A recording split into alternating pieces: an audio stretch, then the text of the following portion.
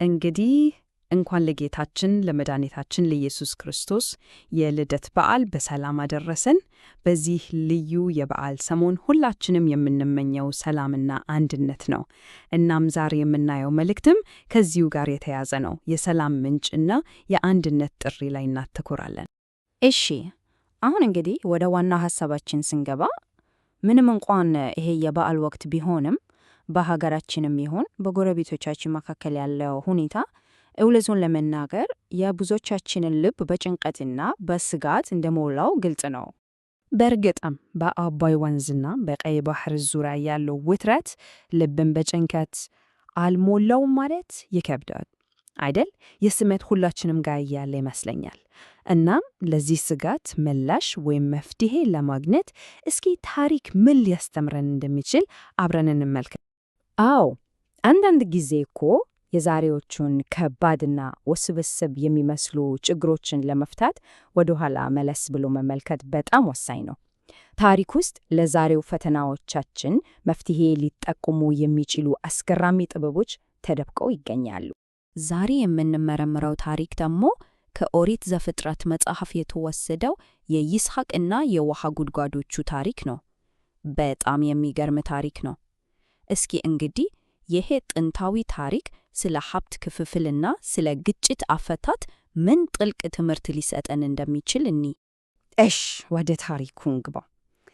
የይስሐቅ ታሪክ ዋናው የሚያሳየን ነገር ቢኖር በትዕግስትና በሰላማዊ መንገድ ግጭትን እንዴት ማለፍ እንደሚቻል ነው።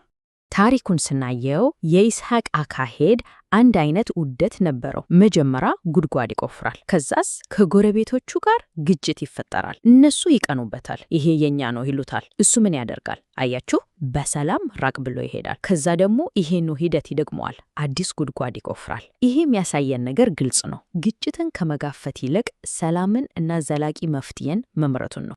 እንግዲህ ከዚህ ሁሉ ትዕግስትና የማያቋርጥ ጥረት በኋላ ታሪኩ ወሳኝ ምዕራፍ ላይ ደርሳል። የይስሐቅ ጽናት በመጨረሻ ፍሬ የሚያፈራበት፣ ለሁሉም ይሆን ሰፊ ስፍራ የሚገኝበት ነጥብ ላይ ደረስን። እናም ያ ስፍራ ርሆቦት ይባላል። ርሆቦት ማለት በቀጥታ ሲተረጎም ሰፊ ስፍራ ማለት ነው። ግን ከዛም በላይ ነው። ለሁሉም ይበቃ ሰላም የሰፈነበት ቦታ፣ ግጭትን የሚያስወግድ የተትረፈረፈ በረከት ያለበት ሁኔታ ማለት ነው።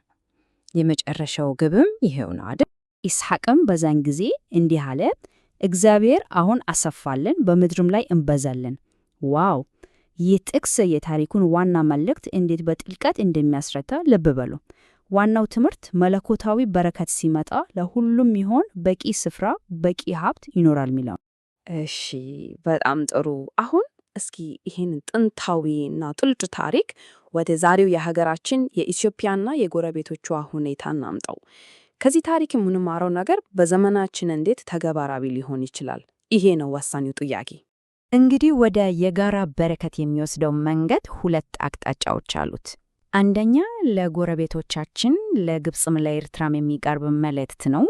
ይሄውም ውሃውም ሆነ ባህሩም እመኑኝ ለሁላችንም ይበቃል። ስለዚህ ቅናትን ትተን የጋራ ተጠቃሚነትን ብንፈልግስ የሚል ነው። በሌላ በኩል ደግሞ ለራሳችን ለኢትዮጵያውያን የቀረበ መልእክት አለ። አንድነታችን ኃይላችን ነው። በጸሎትና በበጎ ፈቃድ የሀገራችን ሰላም ዘብ መቆም አለብን።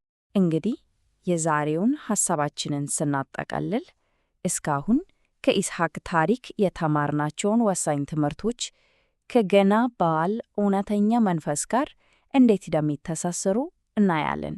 ስለዚህ ከታሪኩ የምንወስዳቸው 3 የሰላም ቁልፎች አሉ ማለት ነው። አንደኛ ቅንነት እና ትዕግስት። ይህ ማለት ሁሌም ከግጭት ይልቅ ሰላምን መምረጥ ነው። ሁለተኛው ደግሞ የርሆቦት መርህ ነው። ይህ ደግሞ ለሁሉም የሚበቃ ነገር እንዳለ በሙሉ ልብ ማመን ነው። ሶስተኛውና ወሳኙ ነጥብ ደግሞ የጋራ በረከት የሚለው ሐሳብ ነው። የተፈጥሮ ሀብቶች ለአንዱ ብቻ ሳይሆን ለሁሉም ጥቅም እንዲውሉ የተሰጡ መሆናቸውን መገንዘብ። በመጨረሻም ይሄ ሁሉ ከገና እውነተኛ ትምህርት ጋር ይገናኛል። የሰላም ንጉሥ ንጉሥ ሆኖ ሳለ በተዋረደ በረት ውስጥ ተወልዶ ያስተማረን ትልቁ ትምህርት እኮ ፍቅርና ትሕትና ነው። እና ይሄው ፍቅርና ትሕትና ነው ለማንኛውም ግጭት የመፍትሄው መሰረት።